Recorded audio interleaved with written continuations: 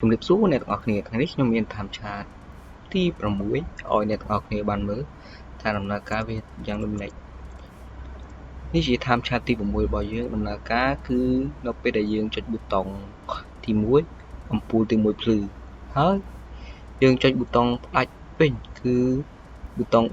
ទី3ផ្ដាច់ទៅមកចុចប៊ូតុងទី2អំពូលទី2ភ្លឺហើយចុចប៊ូតុងទី3ផ្ដាច់យើងមិនអាចចុចប៊ូតុងទី1ហើយមកចុចប៊ូតុងទី2គឺមិនដើរទេព្រោះថាយើងចុចប៊ូតុងទី3ឥឡូវយើងចូលទៅក្នុងកម្មវិធីខែជាមួយទាំងអស់គ្នាឥ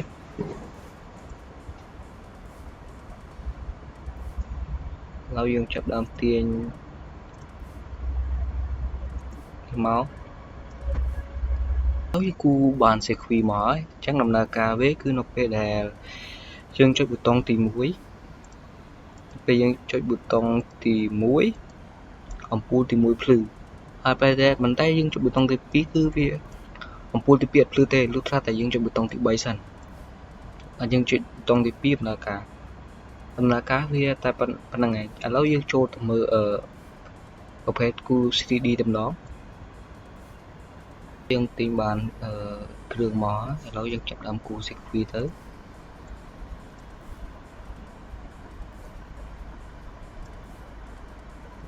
ឥឡូវយើងគូបាន CQ 3D ហើយអញ្ចឹងយើងមើលដំណើរការវាតើវាដូចគ្នាទៅនឹង CQ ខាងនេះដែលយើងគូអំបញ្ញមិញដែរទេឥ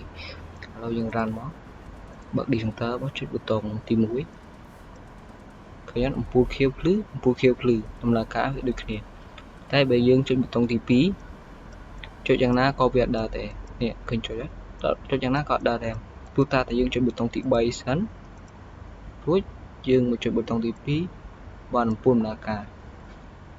ខាងនេះដូចគ្នាអញ្ចឹងខ្ញុំគិតថាវីដេអូហ្នឹងបញ្ចប់តែត្រឹមហ្នឹងអរគុណដែលបានទស្សនាបាយបាយ